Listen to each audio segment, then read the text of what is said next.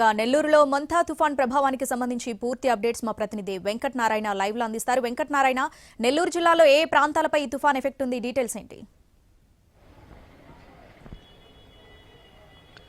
Yes రావణి, ఏదైతే మెంతా తుఫాను ప్రభావం రేపు జిల్లా వ్యాప్తంగా ఉండే అవకాశాలు కనిపిస్తున్నాయి. ఇవాళ రాత్రి 10 గంటల నుంచి రేపు మార్నింగ్ 10 గంటల వరకు తీవ్రంగా భారీ నుంచి అతి భారీ వర్షాలు కురిసే అవకాశాలు ఉన్నాయని వాతావరణ శాఖ హెచ్చరిక నేపథ్యంలో జిల్లా యంత్రాంగం అలర్ట్ అయింది. ముఖ్యంగా తీర ప్రాంత మండలాలు ఏవైతే ఉన్నాయో ఉమ్మడి నెల్లూరు జిల్లా వ్యాప్తంగా దాదాపు 11 తీర ప్రాంత మండలాలు ఉన్నాయి. ఆ మండలాల్లో తీవ్ర ప్రభావం ఉంటుందని వాతావరణ శాఖ చెప్పిన నేపథ్యంలో జిల్లా యంత్రాంగం ముందస్తు చర్యల్లో భాగంగా ఏదైతే జల దిగ్బంధంలో చిక్కుకునే గ్రామాలు ఉంటాయో ఆ గ్రామాల్లో ముందస్తు చర్యలు చేపడుతున్నారు. ఎప్పటికప్పుడు వాటర్ను కూడా తోడేసే ఆ యంత్రాలని అక్కడికి ఆ లొకేషన్కి పంపినటువంటి పరిస్థితి కనిపిస్తుంది. దాంతోపాటు నిత్యావసర వస్తువులు, కూరగాయలు కూడా ధరలు పెరగకుండా జిల్లా కలెక్టర్ ప్రత్యేకంగా మార్కెట్ను కూడా అక్కడ ఏర్పాటు చేసినటువంటి పరిస్థితి ఉంది. అయితే ఇవాళ నైట్ 10 గంటల నుంచి రేపు మార్నింగ్ 10 గంటల వరకు దాదాపు 12 గంటలు నెల్లూరు జిల్లాకి అత్యంత కీలకమైన పరిస్థితి కావడంతో ఇక్కడ ఏదైతే తీర ప్రాంత మండలాల్లో మినిట్ టు మినిట్ అప్డేట్ను తెలుసుకునేందుకు నెల్లూరు జిల్లాకు సంబంధించి స్పెషల్ కలెక్టర్ యువరాజును కూడా ప్రభుత్వం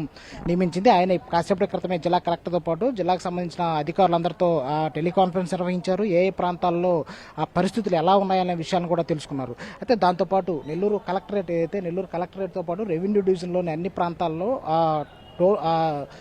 కంట్రోల్ రూమ్లను ఏర్పాటు చేశారు. ఎప్పటికప్పుడు పరిస్థితిని తెలుసుకుంటున్నటువంటి పరిస్థితి ఉంది. అయితే ఎక్కడైతే బీచ్లు ఉంటాయో మొత్తం 5 ప్రాంతాల్లో బీచ్లు ఉన్నాయో ఆ బీచ్లను కూడా ఇప్పటికే మూసేశారు. ఆ పర్యాటకులను కూడా ఎక్కడికి అనుమతించినటువంటి పరిస్థితి ఉంది.